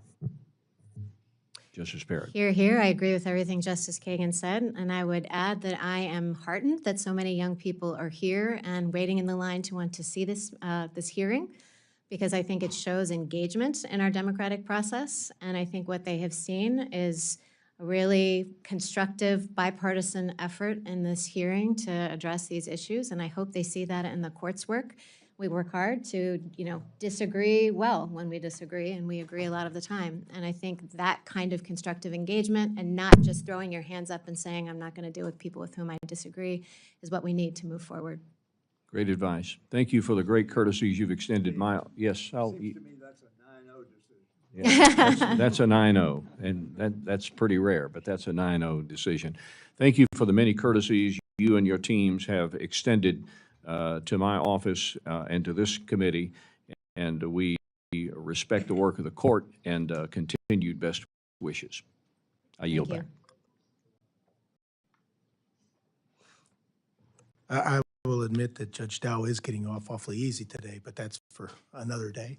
The ranking member of the full committee has asked for a moment to address something that she didn't get to in her statement. Thank you very much, Mr. Chairman, and I want to say to Mr. Womack, which is a very, the gravitas of what you've asked and the responses are really heartening and should be to all of us, and mostly including our young people who are today, who are hungry to be engaged and involved. My question goes back to something I was talking about, and Justice Kagan, it was just a couple of years ago. This has to do with the, you said the Supreme Court should consider an independent enforcement mechanism for its ethics code involving a panel of respected federal judges.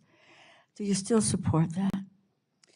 I personally do. I think that we would be better off with an enforcement mechanism. And I think, it's not to say, I think that my colleagues are taking this code incredibly seriously. I understand. We are all, making every effort, and I think successful efforts to live by it. But if nothing else, for public confidence's sake. Right, for the integrity of the also, court. an enforcement mechanism can, also make clear not every accusation, not every charge has anything to it, and can make clear this is off base, this is wrong, there's nothing here. But I think that it would be a good thing to do. As you say, I think it's really important that it come from the judiciary itself. There are real complexities about how that would be done, but I have not changed my mind. And Justice Barrett, do you support that effort? I'm less certain. I mean, I'm certainly fully committed to the code, as are all of our colleagues, but because of some of the complexities that Justice Kagan identified, I'm just not quite sure. The judiciary moves slowly, the court moves slowly, we have turtles everywhere because of that, and I think that if we had an enforceable, a body to enforce the code, it would have to come from within the judiciary. Yes, without and I just question. think that it's a question of who selects the judges, how is the panel comprised? There are just a lot of complexities. Well, there's lots of integrity with regard to the court. There's no doubt about that. But a mechanism, every other body has that. We have a committee, all the federal courts do. It's just the Supreme Court that doesn't, and it should come from the judiciary. And my hope is that that be for the integrity of the court. We're all under real fire these days, and that includes the court. I think we have to demonstrate at every turn that we are understanding that of the the kind of morality that we need to have and that we need to demonstrate to the public about how important we take the roles that we have and that we're not somehow abridging the system or abusing the system. Thank you very, very much, Mr. With that, our time has concluded. I would like to thank both Justice Kagan and Justice Coney Barrett for their being here today and for your answers. There may be some members of this panel who would also like to submit questions for the record. Please submit any questions for the record to the subcommittee staff within 7 days. This subcommittee stands adjourned.